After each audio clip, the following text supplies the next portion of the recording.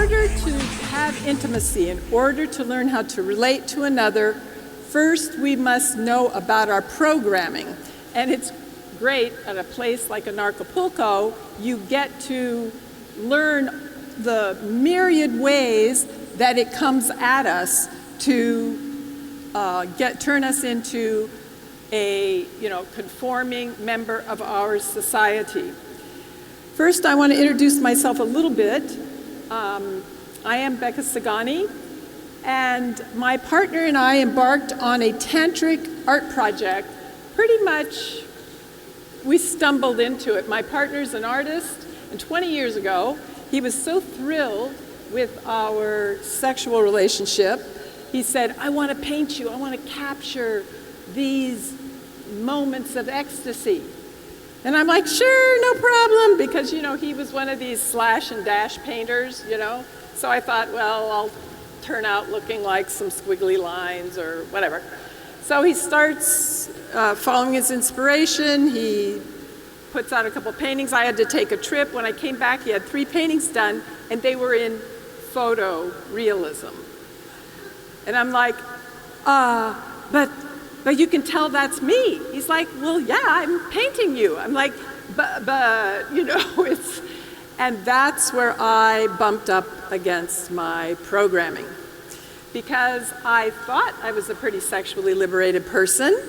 So why would I be ashamed or not want someone to see my image naked? Well, I got to start peeling the layers of shame, guilt, my position as a woman, and therein began our dive down the rabbit hole, or our hero's journey. Because to free ourselves of our sexual shame and the programming that we were given means we're going to bump up against trauma. And that's not any picnic, and it takes work.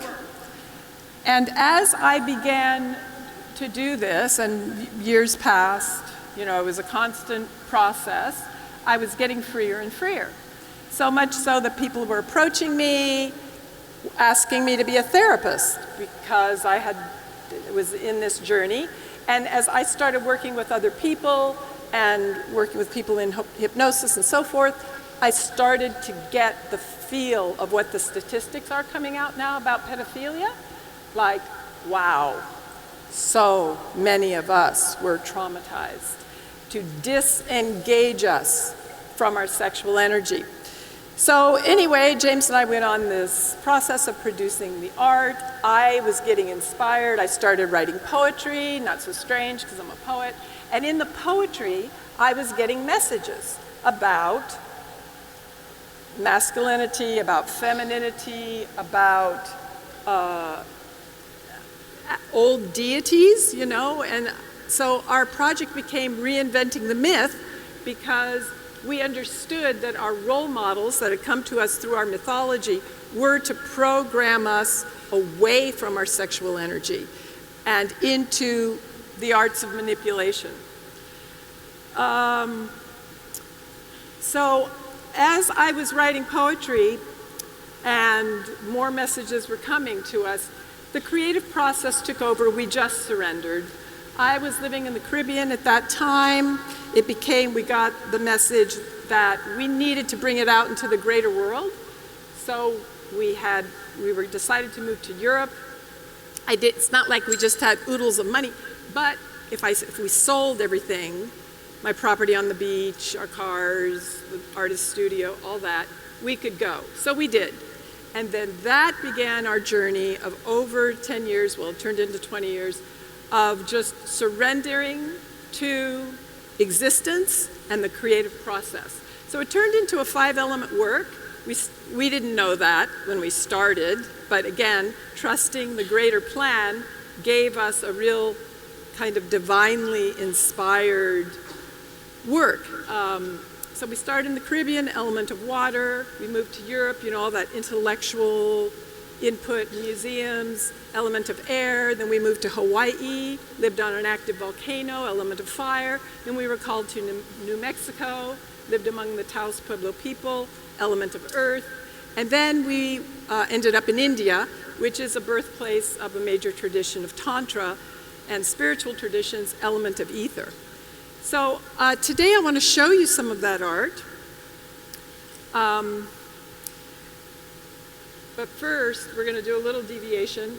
I want to say one more thing. The theme that came up over and over again in our tour around the world over a decade was what started the war between the sexes. Because I saw it was a war, and it was part of our programming to keep us apart. Because when we share energy with a lover, or actually just know our own energy, we plug into infinite energy. And that's trouble if you're trying to keep the slaves on the plantation. So that was a niggling question. I write about it in my book, which you could flash that up. And I'm so excited, you all. My book is finally published. We've had a lot of resistance to it, but you all are the first ones to have access to this story of our journey down the rabbit hole, on the hero's journey, finding out what had happened to us as men and women. Okay, so, I need to click my clicker. Okay, so I would do,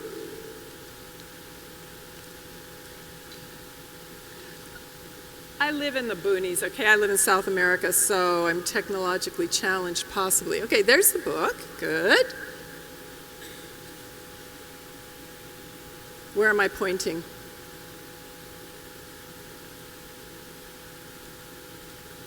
Okay, first I want to go through what I call dominator art. We were all raised and conditioned by a system of domination. It is to keep us separate. It is to keep us not trusting one another. So we were raised with pictures of violence and showing that it's man and God against woman and nature. Next. Okay. And it shows that power is the ability to dominate. Where should I point this? Am I doing it right? So these are from, I'm just doing Western art because, there's world art that could show this too. Now, this one shows like, rape is kind of sexy. Here's the rape of the Sabines. This very violent violation of another person is shown with these beautiful bodies, right? Beautifully executed. Here's another very symbolic rape scene.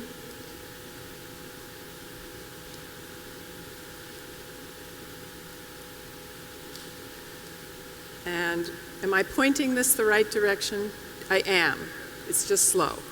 All right, now this is, some sadism and masochism. And suffering has a value because if you suffer, you'll get your reward in heaven. Again, these are values that were inculcated in us from childhood.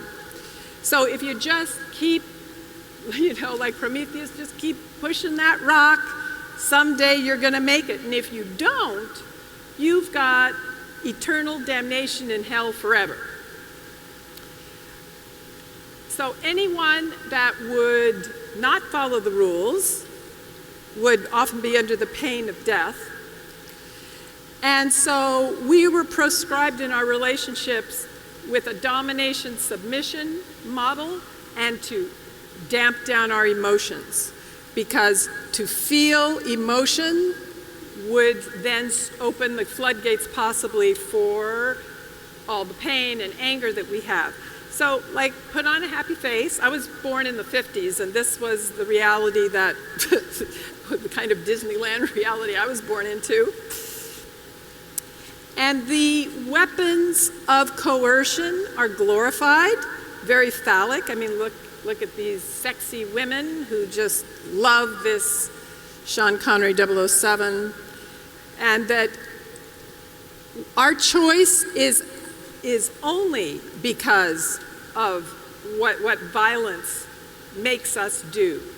This is normal in a dominator system. I find this pretty symbolic, very phallic, like getting off by destroying. So power is based on destruction instead of creation. I love this piece of art because it's called Defacing PTSD, and it's, of course, to illustrate what soldiers go through, but I would say that all of us have this going on. Somewhere inside us, unless we've really done healing work, have got an innocent person that's in excruciating pain. And so freeing ourselves, luckily there's all kinds of therapies available where we can stop having to wear the mask. And sexuality is portrayed in a realm of either sordidness, shame, guilt, or some kind of fantasy, you know, completely unrealistic. Now I'd like to show you some erotic art from our project, Venus and Her Lover. And these, I gotta tell you, these images are all based on photography. All the participants were drawn to the project because they believed in sexual liberation. Yes. So what happened in the photo shoots I describe in my book were transformational experiences of us opening ourselves and say, for the betterment of our world, we are bearing ourselves, right? And then my partner would look at the photographs, sketch them, and paint them. So that one is Breaking the Chain, which is perfect for this conference. It shows that Kuan Yin, the goddess of compassion, is the thing that's going to end the war between the sexes. When men and women have compassion for one another, that we've all been beat up in a dominator system. And the process takes some work. This is the goddess Kali, who's doing her transformation on the couple. And that sexuality is an ecstatic expression to our greater selves, because ecstasy and delight are the natural human condition. I mean, why be born into a world of suffering when we can enjoy life in our bodies and relax and let energy flow? So this is like the god Pan, right? The characters in our project are mythological characters that we're asking to be reinvented. This is Merlin and Vivienne, and the goddess Lakshmi from the Indian tradition. When we traveled in India, we were warned not to show anyone this art or we would be killed, because of religious fanatics that don't like their gods and goddesses to be sexual. But we consider sexuality to be natural, and in fact, it's the progenitor of creation, right? Here's the divine masculine, our version of it. It's Mars standing above the old warrior and being a warrior of truth. And I'm about to speak at Infinite Man Summit, and I'm going to be speaking on the divine masculine, how we need the healed masculine more than ever in this world. Because if the masculine were in his strength, we would not be in a dominator system.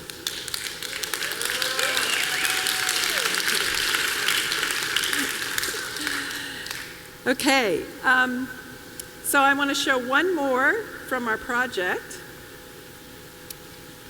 that is called Rebirth of Venus. And it's a take on the birth of Venus, who many of you will know that painting by Botticelli.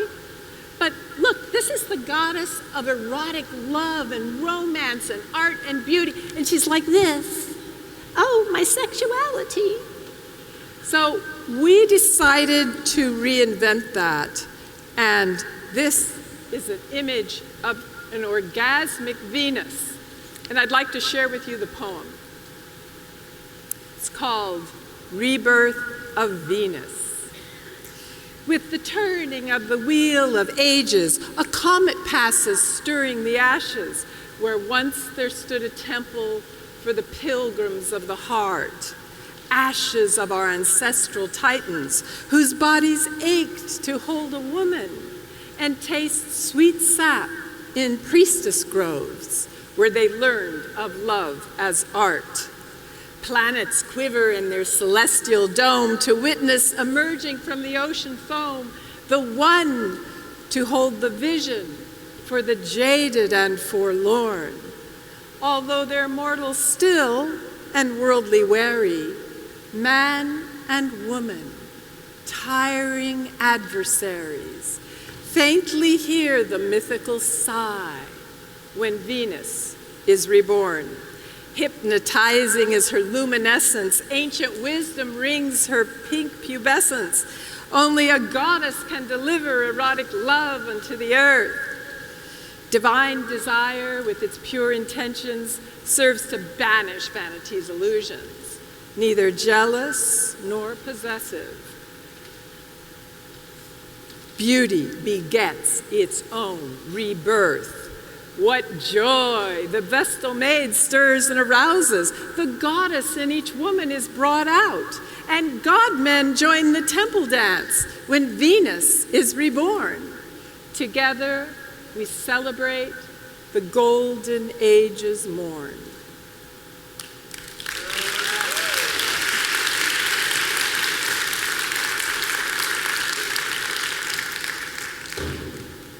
All right, so now I want to do a little exercise. All of you take out your cell phones, please. And you can keep them on airplane mode. In fact, that'll keep you from checking your email. Because one of the main principles in Tantra is presence. And I know we're great multitaskers, but for the rest of this presentation, I humbly request that you just be present with my words. If you feel like it. I'm not going to dictate to anybody. But take out your cell phones, put it on camera, and turn the camera around to you and look at your image. And what do you see there? Because what I'm about to talk about is the authentic self. So as you look at your image, first physically, like, whoa, I didn't get enough sleep last night. Or, oh, too much alcohol. Or, where did I get those lines? Just take a look at your physical self. And now I request that you look in your eyes. And I'd like you to find you, the real you. Just look in your eyes until you catch a glimpse, or maybe you can actually engage that being that you are and go, yeah, I remember you. Wow. And as you gaze into your own eyes, take a breath. Breathe yourself in. See that person that you know you are.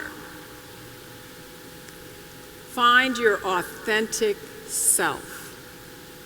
And some of you are doing this in a meditative way, and that's great. Okay, now I'd like you to put your phones away. Because what I want to share with you now is something I wrote a couple years ago.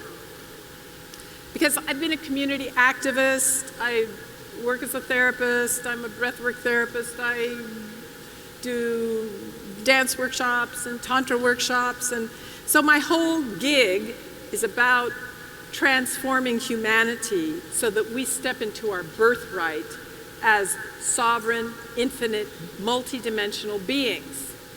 That's what inspires me. But like Mark Passio was saying, if you take a look around, it's like, oh shit, you know, we're pretty far from realizing that as humanity. So being a kind of revolutionary flavor, I wrote something called a Tantric Manifesto. I was thinking of like rolling it out, you know, like hear ye, hear ye, hear ye. But I am going to read it off of paper because it just feels like a manifesto that way. And I offer this humbly to you who are aspiring to change the world, because I honor you so much for your sincere desire, because that's where the revolution starts, in our hearts. A Tantric Manifesto. Oh, I get to run the clicker.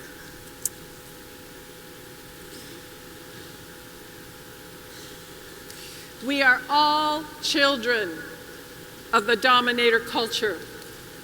We were all born into a system in which we are asked to surrender our authentic selves in order to play the game. One of the possibilities that we have here at Anarchapulco is to get in touch with our authentic self. The Dominator Culture has a system, a power structure based on a pyramid. And you all have seen, David Icke's slides were great. He showed us many angles of the Dominator system. So at the top, we've got, you know, God the Father, then the priest, then the king, then the president, then the father, then the wife, then the children, then the dog and the burro, you know. It's a dominator hierarchy. And it's a structure that directs power to flow from the top to the bottom. But it can also suck energy from the bottom to the top, and I'm going to talk about that in a minute. Many of us are borrowing from the tribal meme, the power structure of a circle. And those of you who were in my talk earlier today know I asked that put all the chairs back and sit ourselves in a circle, because we're all then looking toward the center of our common goals, right? There's no leader per se. So equal members direct their energy to a central goal or vision, and that's an important step toward reclaiming our participation in decision making. And it's also a step in reclaiming our life force energy. Everything in the universe is energy. And energy, by its nature, flows. The Dominator Culture is set to take your energy and direct it to the ones at the top who try to control it all. The most efficient way to accomplish this is to trick you into giving it up. And this clever plan is carried out from the moment we are born. So then we have to run the gauntlet of a trauma-based mind control system. So it starts with a managed birth that disempowers the mother, and with a smack on the bottom, often followed by a traumatic circumcision in the sexual organs of boys. It's a way to say, welcome to a violent world. And these traumas are right out the gate, right? They don't waste a minute to traumatize our root connection to source. So welcome, baby, to a family structure that squelches our exuberance for life, to a religious system that convinces us we're shameful sinners, unworthy of love, to an educational system that beats the creativity out of us, to a governmental and economic systems that corral the worker bees to produce for them. I would venture to say that all of us in this room are aware of an unfair power structure. That's why you're here, to change it. We speak of the secret workings of the cabal and the 1% that lords over the 99%. But wait a minute.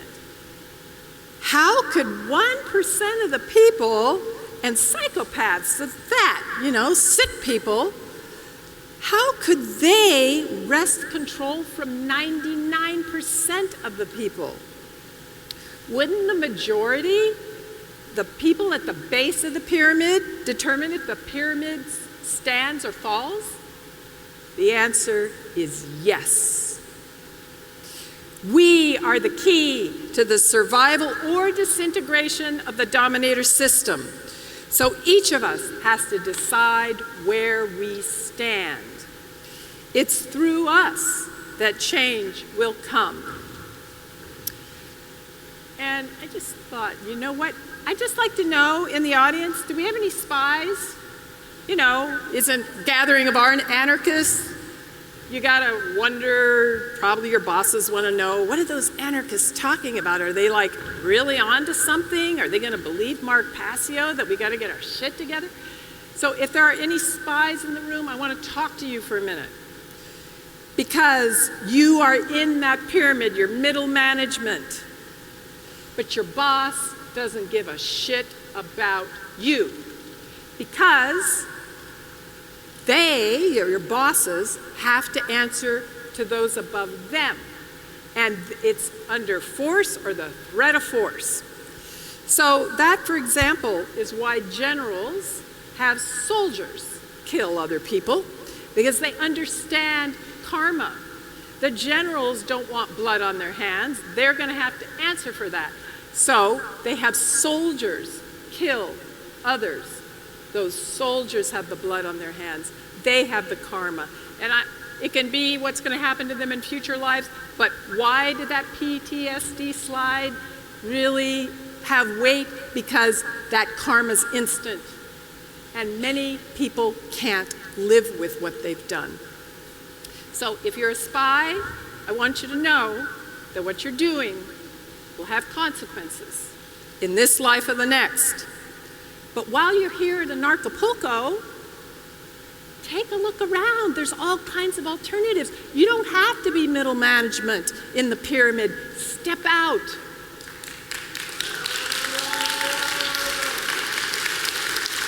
Here at Anarchapulco, we're looking at alternative systems, alternative families, alternative education, alternative ways of being.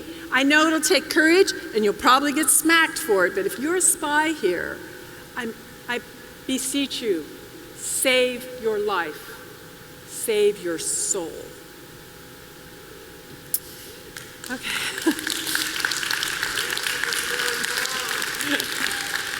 I just had to say that because I was thinking, okay, I'm with all these people of like mind, but wait. I mean, we have gotten enough resistance on our project to know that there are saboteurs among us. And they're not our enemies, they're just afraid of getting smacked. So, back to the rest of us. Okay, if we want to change the world into a sustainable, harmonious place, we must get a hold of our own energy and stop feeding it to the controllers. So what does this have to do with sex, with the erotic, with Tantra? Everything. Sexual energy, especially when it's kept hidden in the shadows of shame and guilt and the commerce of objectification, is ripe for manipulation. And believe me, they are manipulating multi-dimensionally. I mean, we are multi-dimensional beings, according to my own personal experience. And so a lot of the manipulation is in our sexual centers. And we don't even know, and because there's shame and guilt there, don't go there. Why don't go there? Because it's the key. Tantra is, among other things, a spiritual path that gets you familiar with your own life force energy and how to use it. Life force energy in various aspects is known as chi, prana, or kundalini. The practice of Tantra includes breathing exercises like pranayama, physical exercises like yoga and sexual practices, and spiritual exercises such as visualization and meditation. Anodea Judith calls human beings the rainbow bridge between heaven and earth, between the etheric realm of ideas and the 3D world of manifestation. We are each a mix of the masculine and the feminine, Father Sky God and Mother Earth Goddess. You can exhibit your higher nature through the divine masculine and divine feminine. This is just a reminder of who you are. And as most of you know, we have different places in the rainbow bridge of our bodies that are called chakras. It's where energy intensifies as it flows. Tantric science has been working with the flow of energy through chakras for millennia. Why? Because these are very handy sites where your energy can be stolen from you. If you're not working with your own energy, somebody else will be. And I have experienced this personally, and it's very common. When you are working with your own energy, you blossom into an awe-inspiring manifestation of the divine creation. So let's take a look at what happens when life force energy gets diverted. This is chakras that are flowing freely, but it takes some work to get there. So most of you are familiar with the chakra system, and so I'm just going to go briefly through this, mainly focusing on the shadow, because this is what we need to heal from, where we need to liberate ourselves in the different parts of our bodies. So at the root, at the base of the spine, may have issues of trust. Now the whole war between the sexes is a root chakra issue. I don't trust him. I don't trust her. That's foundational because that's where energy starts flowing. So if they can cripple us there with, third wave feminism that goes into, aggression with the MGTOW guys that will never trust a woman, this war between the sexes is being waged right here. And it's working. It's working. Root issues of trust. Then in the sacrum, it's about sexuality and creativity. Lots of shame and guilt installed here. Shame also in the solar plexus. Solar plexus is seat of our power. And if you'll notice, a lot of models, both men and women, are given like, okay, we don't have a belly. No, and I'm a breathwork teacher. And so we need the diaphragm to move, right? Or you can't breathe. And I started asking myself, why are they giving us a model of no stomachs, no bellies? We should have nice round bellies. It's our power. But we want to be crippled there with shame. So you don't look good if you have a belly, according to our programming in this Dominator system. In the heart, we get to work with our fears. And if you've ever had these heart-opening experiences, what happens to your fears? They don't exist, right? It's a process, but we can learn to let that love energy flow. At the throat, it's learning to speak truth. And I so appreciate so many of the speakers here are speaking their truth, and much of it grounded in natural law. So it has that resonance of this is true. The third eye, which is actually the pineal gland back here, is so that we can tell the difference, right? Discernment. But if we need to work on it, we fall into illusion, and Mark was just referring to magical thinking. And the crown chakra is when we can really lift off unless we're too attached. So that's the chakra system. And to me, this is that last column of the shadow are marching orders. That's what we get to work on so we can free the flow of energy in our bodies. It is natural in the tantric process that we encounter blocks, wounds, guilt, shame, trauma, and pain in these places. Since this can be difficult, the whole process of getting free, we often avoid a showdown by sliding off into unconscious behavior, such as addiction. For example, how many of us, when nervous about a sexual encounter, have chosen to get drunk or loaded or numbed out in some way? When we go unconscious with our energy, that is when we surrender it to somebody else. And I am talking about multidimensional predators. It seems that the heart chakra is particularly important. If what scientist Nassim Haramein says is true, that there's a black hole at the center of our hearts, then the heart chakra is our portal to other dimensions. Through this energy vortex, we have access to the knowledge and power of the universe.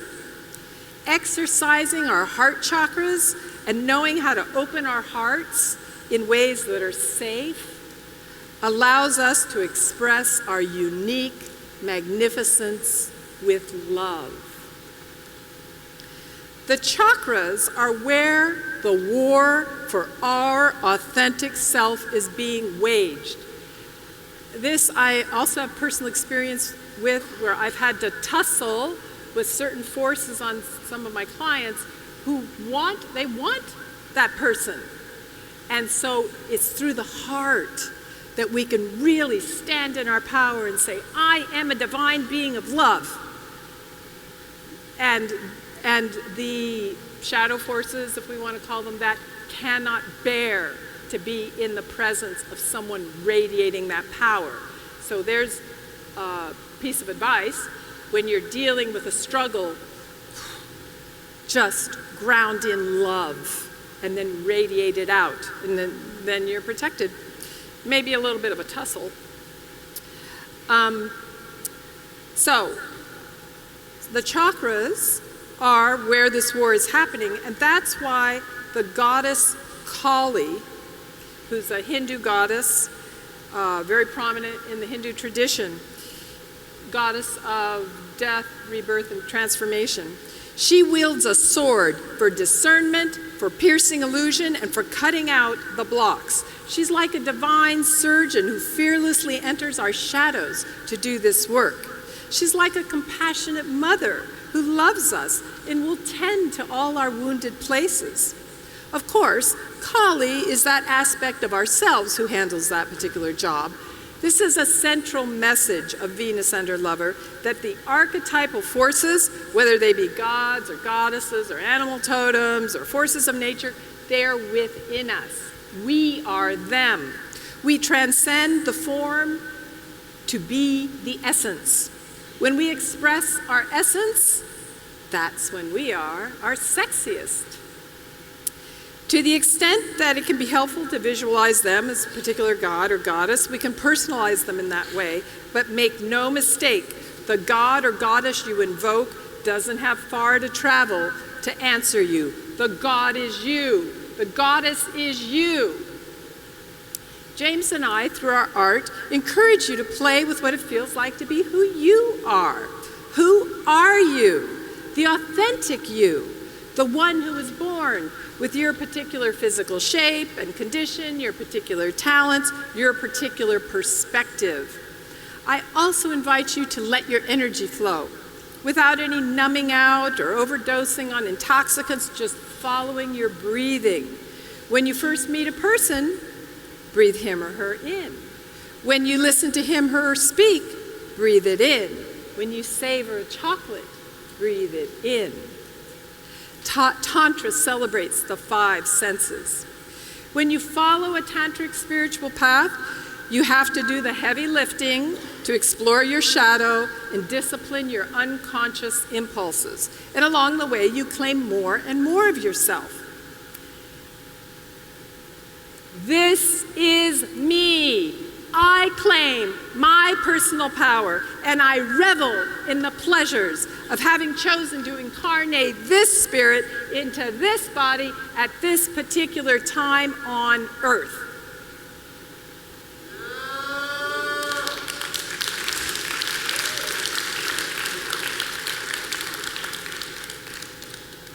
What you've just heard is who I am. I stand before you naked, in my truth. What you might experience through the art of Venus and her lover is how we have chosen to express the visions of liberation, self-responsibility, the synergy of lovers, and the power of pleasure. When you live your own personal declaration of independence, you step out of the dominator culture. As more and more of us do this, we can create a culture of sustainable relationship with our inner selves, with each other, and with our planet. It may not always be easy, but it's so satisfying. It's pleasurable, and it's fun. Who's in?